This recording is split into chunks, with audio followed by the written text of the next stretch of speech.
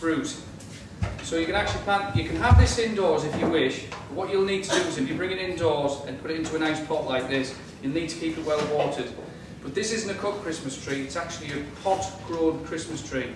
So this is really good for the environment, because what you can do is after you're finished with it, you can leave it in a container. Now I bought one of these 2 or 3 years ago, and it's in a slightly bigger container, and it's about this tall now. It's up to about 5.5 feet, and it's absolutely stunning. And every year what I do is I just dress it with lights at the front door. And of course it's great. It was an even nicer treat this year when I was putting the lights on. I found a Jenny Wren's nest tucked right inside it. And it was lined with feathers, which means, poor Jenny Wren, I don't know whether you know about the Jenny Wren, the male has a really tough life, you know. He builds the female 10 nests. She goes around and inspects all 10 nests. And when she likes the one that she's picked, she then goes and pulls all the feathers out and lines it with the lovely white feathers. And that's when you know that they've actually laid, obviously, and they can lay up to 13 eggs, of Jenny Wren. So they go into these little tiny domes there with a hole in, and it was tucked right inside. Honestly, it was fantastic. So I'm really pleased. I planted the tree right at my front door, and there's actually no plants against the garage door, and it was obviously all the places it could have nested. Chose the tree, so I was really glad. What we're going to do is, we're going to dress the Christmas tree. And the best way of dressing a real Christmas tree is actually, when you're putting baubles on, is to use paper clips. And we're using paper clips here, and these are really good, these baubles, because these can go outdoors. They're actually shatterproof baubles, and I'm not going to test them in front of you. So basically we're going to just dress the real tree, and pop some baubles on, and Matt's going to give me a hand. And then we've got some outdoor lights on, just to show you it all lit afterwards. But it's a really nice thing to do a tree. Everybody just has this thing about, let's just do Christmas indoors. Well, you can do something quite tasteful outdoors at your front door. And if you don't want to put this outside, if you've got a cold conservatory or a cold porch, they're ideal, because they obviously prefer it cooler anyway.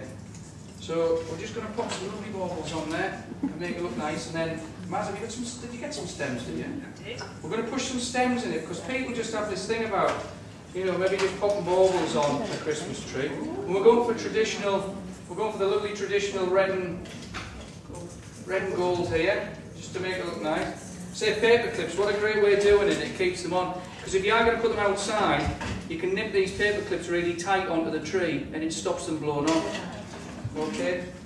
And it certainly stops, just in case you have any sort of ravers on a night heading off home, and they might see your Christmas tree outside with a few baubles on and think, oh, well, that's a couple of us.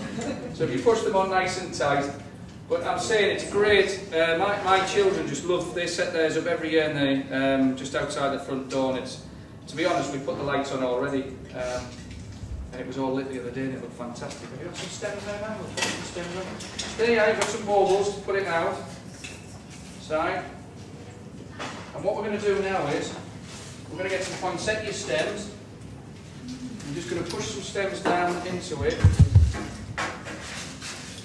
And this, just separate the foliage out.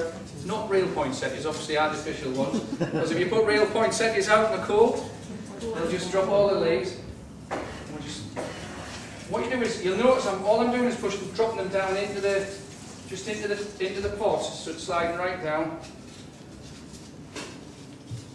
Put one there. Put it at the front there, Mad. And just drop one there.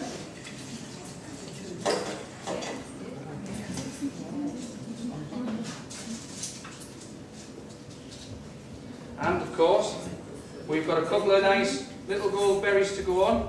These are great. All you need to do is just bend them over, and you can just pop a couple of gold berries on, just to finish it off. And Maz, have we got some power there? Not yet. And you're going to put a bit more? Oh, I mustn't forget. I was going to tell you the story about why fairies are on top of Christmas trees, but we'll save that for another day.